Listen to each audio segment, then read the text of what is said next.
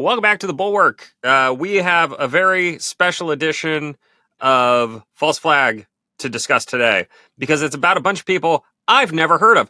Will, usually in your newsletters, I recognize the names. I'm familiar enough with this ecosystem that I can navigate a lot of it just by kind of skimming. But I had to read very closely because I have no idea who any of these people we're talking about today are. What is going on in the world of Republican vote getting? Because that seems to be what we're discussing. Yes. So this is what I'm here for. So this centers around this guy named Scott Presler. He's also known as the Persistence. So he's kind of like the opposite of the Resistance. And he is I've described him. He's extremely tall. He's like 6'3". He has, I was saying chest length hair, but it's almost like ab length hair. He's gay, which kind of is part of his persona in the Republican Party. And his big thing is that whenever there's a big election, he goes out and he kind of talks to the blue collar people or the Amish, in the case of Pennsylvania, and he gets them to register as Republicans. And so there's kind of this myth around him that he's like the guy who saves all these elections, or whenever the RNC chairmanship is open, his fans go like, you got to put Scott in charge. Like, he's this electoral genius. So, and he was one of the guys who was out there registering the Amish. That story I remember. I remember there was a lot of buzz in MAGA world in 2024 about the Amish. The Amish were going to turn it around, Pennsylvania, for Donald Trump, right? That was him. Yes, exactly, and he kind of led the charge on like Amish are gonna win this battleground state for Trump.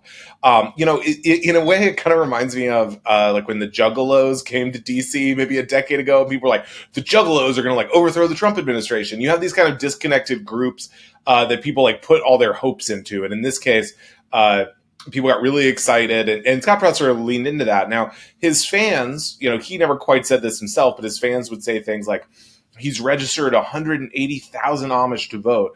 When the reality is, at most within Pennsylvania, there was like 100,000 Amish. So, that was impossible.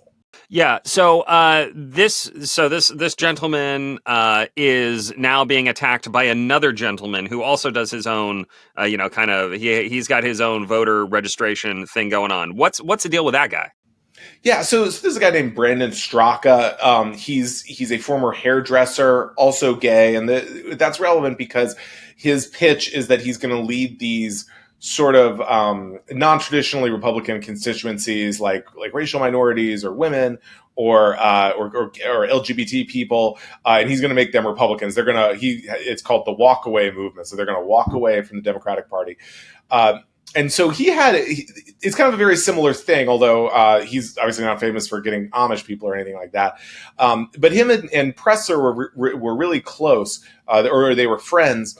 And now, just in the past few months, Straka, as well as some sort of Pennsylvania grassroots activists and some other right-wing figures have come out and have really gone on the attack against Scott Presler, saying he's exaggerating his importance and he's getting all this money. He got $1 million from Elon Musk in a way that isn't benefiting the Republican Party. And I do think we should emphasize just how personal and catty and silly this whole feud is, how it started, because my understanding, again, from reading your newsletter here, is that the falling out basically occurred because there was a mutual reinforcement pact that was ignored by Mr. Presler during the most recent campaign. Is that right? Yeah, that's right. I mean, it sort of gives you a glimpse into how these kind of clout shark right-wing influencers work. In this case, Brandon Straka, and his allies, they have, what I think are some substantive critiques about, how much did the vote really change in this county or whatever. But then a lot of it is just like, this guy was rude to me. I mean, really rude. And so, as you mentioned, a bunch of right-wing influencers, including the two of them, made this alliance to sort of promote their election efforts in 2020 all together and say, you repost my content. It's kind of like a hype house situation. But in Straka's telling, Scott Presler kind of took all the clout from everyone else and then refused to repost their content. And so as a result, it made him look like a much bigger figure in the GOP than everyone else. And then there was this kind of fight over, you used my seat, you got closer, or you used your connection with me to take my seat at the Trump rally before January 6th. And the reason I bring up January 6th is it gets interesting because these two guys have had very similar paths up until then. They're kind of these non-traditional, such as it is, Republican voters. They register new voters. They get people excited about Trump. But then on January 6th, Scott Presler, for the most part, appears to have kind of just walked around in the streets of D.C. amongst all the Ellipse crowd, high-fiving people, whatever. And then Brandon Straka, he went to the Capitol and he encouraged the mob. He was saying, to paraphrase here, but he was encouraging someone to wrestle a police officer's shield away, all this kind of stuff. So he, as a result, faced legal charges and ended up doing 3 years of probation. And so that's kind of where their paths diverge. Scott Presler goes on to have a huge career. He has 2 million followers on X. He's getting this Elon Musk money, as I mentioned, and he's sort of seen as the Mr. Fix-It for the Republican Party. But now Brandon Straka and his buddies have emerged and said, well, if this guy's so good, why do we keep losing all these special elections? Right. The big issue here was in Wisconsin. There was the Supreme Court election. Presler went out there and was, talking about how he's gonna register enough voters to turn this thing around, and that did not work for them. Isn't that right? Right. I mean, this is the election folks may remember where Elon Musk wore the cheese head. In this case, in Scott Presler's case, he said, the cavalry is coming. And so this is, I think, the complaint other Republicans have with this guy is that they feel that, he's saying that he's giving people kind of a false sense of confidence. Now, admittedly, they did win the presidential election. But there's a sense that people are saying, well, Scott Presler will deal with it. And then when he arrives, they lose. Just to give you a little more backstory, he's so well regarded in the party that when Lara Trump took over as RNC chair, people were saying, oh, make him your deputy or whatever. And she said, oh yeah, we're going to hire him. But then his backstory emerged. And these are the colorful characters we deal with in this field, that he had sex as a Republican activist. He had sex with someone in an RNC office, 9 years ago at this point, and then posted the pictures on Craigslist.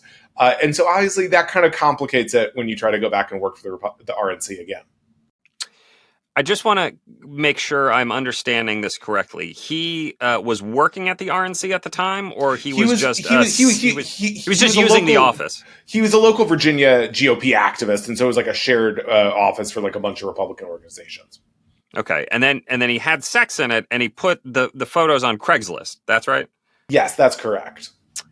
Why would he put the photos on Craigslist?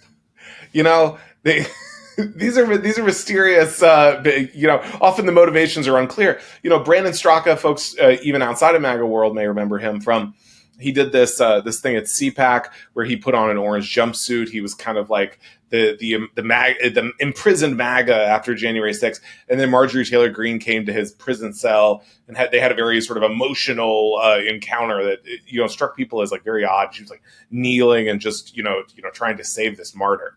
I do remember that. He had a little set at CPAC where he was in the prison cell. That's right. Oh yeah, now it's all coming back to me. Bunch of weirdos. I'm glad that you brought this to our attention. And I like the description of them as the GOP hype house. You just have this group of insane activist influencer types all trying to get each other riled up by doing the dumbest things imaginable and not actually really getting anything done. Well, and speaking of the dumbest things imaginable, the one other thing to mention here is on Brandon Straka's kind of list of grievances, and this comes up with a couple other people who talked about Scott Presler as well. They basically accused him of, I don't know if you would call it code switching or what, but changing his accent in bizarre ways. And so this is a guy who grew up generally in the South. But Brandon Straka makes a big deal about there's this point where Scott Presler, and I mean, I agree, it's a weird accent, sort of adopts this, and we can play the video here, but he adopts this Midwestern, it's a very exaggerated Fargo accent. And I do think that's a bit mysterious. That is a little bit mysterious. You don't want to come off as a phony. That's not, you don't want to be a phony to people. Yeah, I mean that's obviously the authenticity is very key in this kind of influencer industry.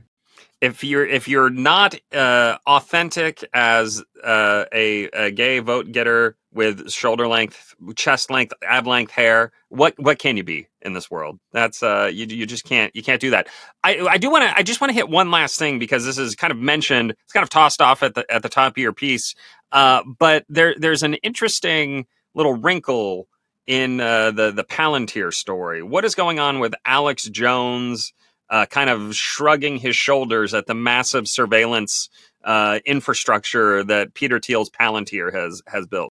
Yeah, so this is jumping off of a New York Times story recently that said the Trump administration has hired Peter Thiel's massive defense contractor company Palantir to build a huge surveillance database of Americans in a way that's never been done before. And you might say, wow, this is the kind of thing that Alex Jones of InfoWars would be absolutely freaked out about. This is the guy who thinks, Big Brother's coming through the door at any moment. But instead, he gets on his show on Monday and says, everyone's asking me about Palantir this, Palantir that. But I want to say, essentially, stop bugging me about Palantir.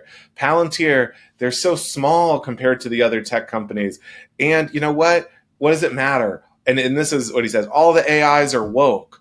So, I guess, when it is a Trump-aligned surveillance state, Alex Jones is going to take a pass on complaining about it.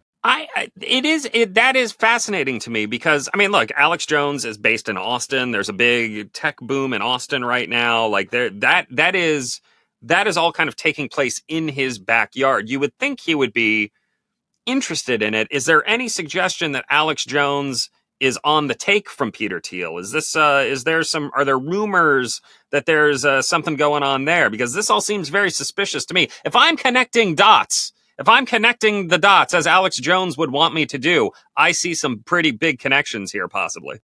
That's an interesting question. I don't think we have any evidence of that, but certainly, if you think of another tech billionaire, Elon Musk, he tried to intervene in the InfoWars bankruptcy settlement or case. And so, it does make you wonder.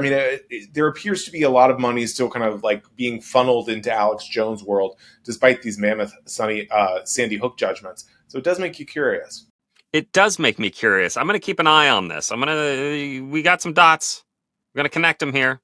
We're gonna figure it all out with the help of False Flag and Will Sommer at the Bulwark. Thank you so much for being on the show today, Will. Thanks for having me. And of course, make sure to hit that subscribe button, like this, share it with your friends. Go sign up for False Flag at thebulwark.com and everything else there. It's you do not want to miss this email in your inbox several times a week. It really is like the highlight of my. Don't tell Tim and JVL and everybody else that I said this, Will, but it is it's become the highlight of my week at the Bulwark.